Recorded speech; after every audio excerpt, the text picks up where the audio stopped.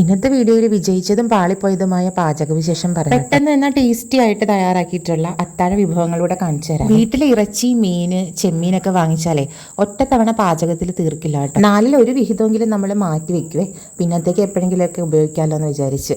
അത് പലപ്പോഴും പ്രയോജനപ്പെട്ടിട്ടുമുണ്ട്. കഴിഞ്ഞ ദിവസം 1 കിലോ ചെമ്മീൻ നമ്മൾ 130 രൂപയ്ക്ക് വാങ്ങി. അതിലൊരു 100 ഗ്രാം എന്തെങ്കിലുമൊക്കെ കറി പിന്നെ വെക്കാന്നും പറഞ്ഞ് നമ്മൾ ഫ്രിഡ്ജിൽ മാറ്റി വെച്ചായിരുന്നു കേട്ടോ. അതിപ്പോൾ ഇതാ ഇങ്ങനെ പ്രയോജനപ്പെട്ടു. എങ്ങനെയാണെന്നല്ലേ, ഹസ്ബൻഡ് കുറച്ച് ദിവസം കൊണ്ട് നാട്ടിലില്ലായിരുന്നു, കേരളത്തിന് വെളിയിൽ ജോലി സംബന്ധമായിട്ട് പോയതായിരുന്നു. പെട്ടെന്ന് വന്നു. അപ്പോഴേക്കും അത്താഴത്തിന് എന്തുണ്ടാക്കാമെന്നുള്ളൊരു കൺഫ്യൂഷനിൽ നിന്നപ്പോഴാണ് ഈ ചെമ്മീൻ്റെ കാര്യം ഓർത്തത്.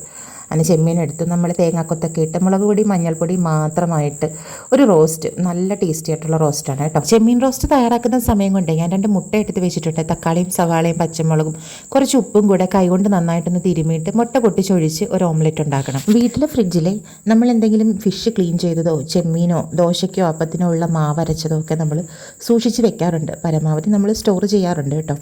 കാരണം എന്താണെന്ന് വെച്ചാൽ വിശപ്പിൻ്റെ വിളിയായിട്ട് ആരെങ്കിലുമൊക്കെ ഒന്ന് അപ്രതീക്ഷിതമായിട്ട് ഇതുപോലെ കയറി വന്നു പോയാൽ പെട്ടെന്ന് എന്തെങ്കിലുമൊക്കെ തട്ടിക്കൂട്ടിയാണെങ്കിലും ടേസ്റ്റി ആയിട്ട് ഉണ്ടാക്കി കൊടുത്ത് ഇമ്പ്രസ് ചെയ്യിക്കാമല്ലോ എന്ന് വിചാരിച്ചു. അങ്ങനെ ആ ചെമ്മീൻ റോസ്റ്റ് തയ്യാറായി കേട്ടോ. ഇനി നമുക്ക് മുട്ട പൊരിച്ചെടുക്കാവേ. വീഡിയോയുടെ തുടക്കത്തിൽ ഞാൻ പറഞ്ഞില്ലായിരുന്നു വിജയിച്ചതും പാളിപ്പോയതുമായിട്ടുള്ള പാചകമെന്ന്.